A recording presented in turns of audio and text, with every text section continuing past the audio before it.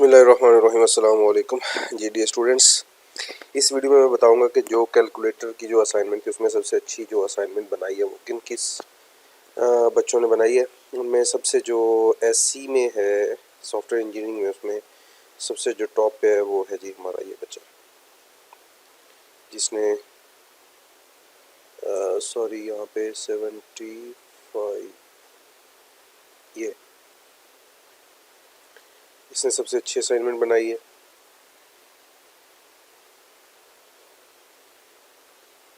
साथ में video description भी थी ताकि आप इसकी वर्किंग को आसानी से चेक कर सकें।